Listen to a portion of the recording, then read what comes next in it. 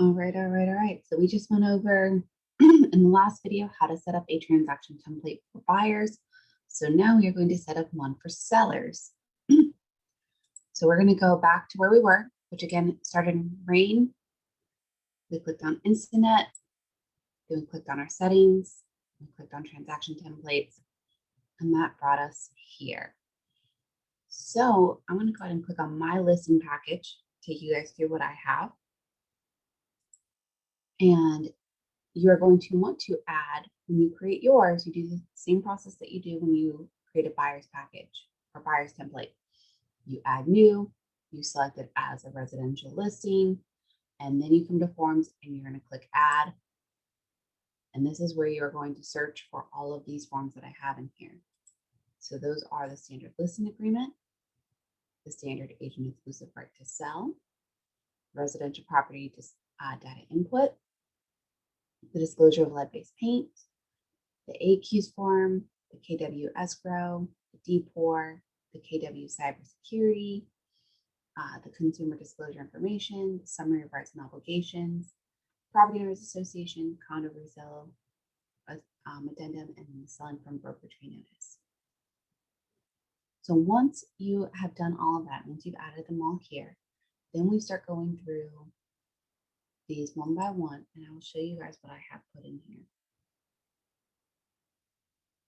So seller and the address is going to change each and every time, along with the date and what we're going to list the property for.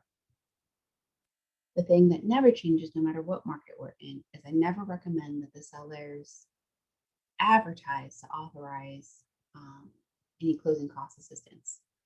I've always said that if buyers want it, they've got to ask for it. I never recommend sellers offer it. That's what that number is. All right, and then I always recommend that my client authorizes me to disclose if there's other purchases, other offers that we have in writing. That what that does is it possibly allows for multiple offers, saying, hey, yes, we have an offer, but my client has, told me to bring your best. Told me to tell you to bring your best. And then I always recommend that they allow me to put a super lockbox on the home. I've only ever run into a couple people who do not want that done. So in that point, we come up with a creative solution, which you can talk to your mentor or your broker about if you need to. For here, whether or not it was built prior to 1978 is going to change each time. Whether or not it's in a condo is going to change each time. So those are just check boxes you got to do each time you write a listing. Same with Property Owners Association. Co-op, it's pretty safe to go in and just click NA. That's not part of a co-op. If it's served by a septic system, that's going to change each time. But as I said in the buyer's template, 99% of my business is not on a septic. So I feel pretty safe in marking that and then just changing it as I need to. What you would put here is if you represented a lot of short sales or different homes that needed third-party approval. It's not very common right now in February 2021. So we're going to go ahead and leave those unchecked. And then you want to leave these unchecked because you do want to have something that says either your seller marked those by hand or something in writing where you ask them if they know of any pending building zoning violations, or if they know if the house has been previously used for manufacturing methamphetamine. So you want to make sure that you have the answer either in writing or that they've marked it by hand. All right. And then I just have Keller Williams Realty, my name, and then of course our lovely amazing broker and all of her information here that you guys can put onto your template. So we're going to go back and save.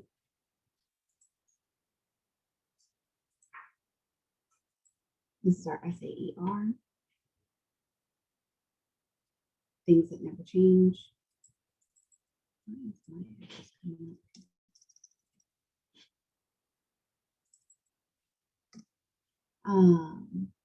So because this is for our listing, Keller Williams Realty is right there.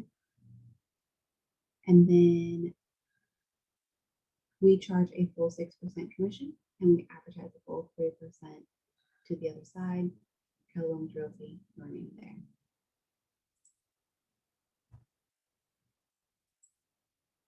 Okay. Next form is the form that if there's going to be a mistake on the listing, it is probably going to be found here. So your name is never going to change. The property address is. The MLS number is. The input date is. But your name and your number don't change. So you put your number right here, the list office ID.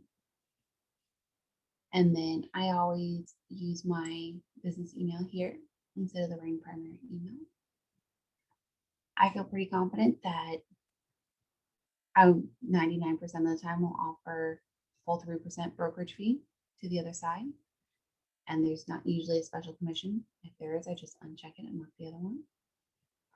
And like I said, in the other form, 99% of the time, my clients allow me to put a Rein lockbox. That's what I have marked here. You can always go back and change it for each individual listing. But again, this is just a template to try and make your life a little bit easier. Those are my standard showing instructions. Of course, each house is going to be a little bit different. And if we need to change those, then I do. Agent marks are going to be different for each one. Street number and all of this information is going to be different for each individual property. Same with all of this.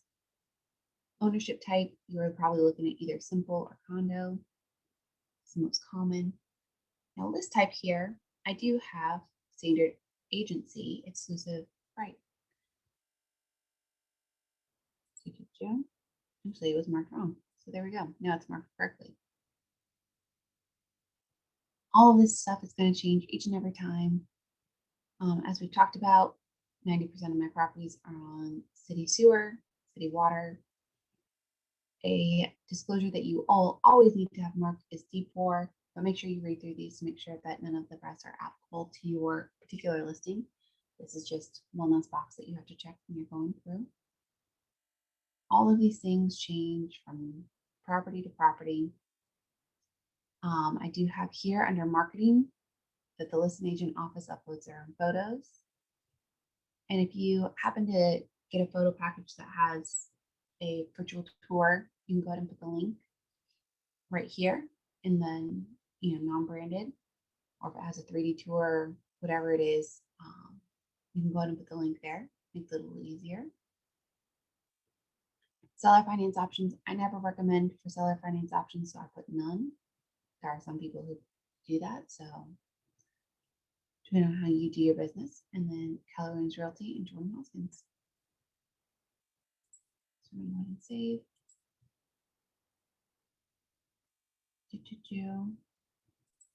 Well, I did want to add back here in our standard listing agreement, we do want to put in other provisions. Seller to pay a $395 transaction fee to Keller Williams Realty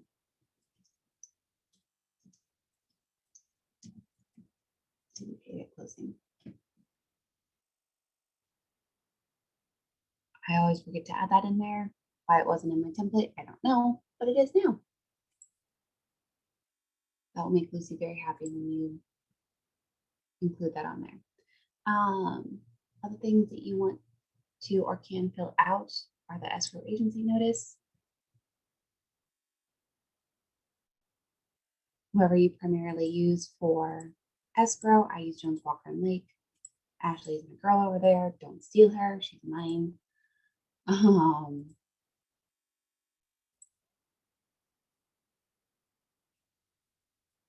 D4, there's nothing that we can really fill out here because we don't sign this, as you will see.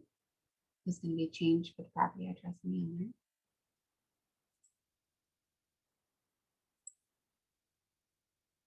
And the same is for CDIF and the summary of rights and obligations. property owners association addendum. So if you are listing a home in a property association addendum, property owners association, you want to make sure that this is filled out. And remember, we're on the listing side now, so we're the listing firm.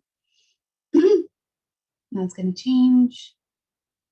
All of that is going to change. You don't have to fill any of that out because it's for the buyer side. And then you put in your name here.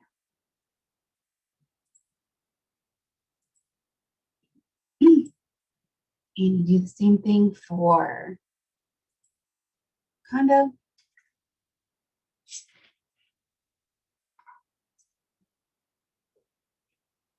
Listing firm. Usually if seller has not obtained them, they do authorize me to order the condo docs on their behalf. Keller Williams, your name.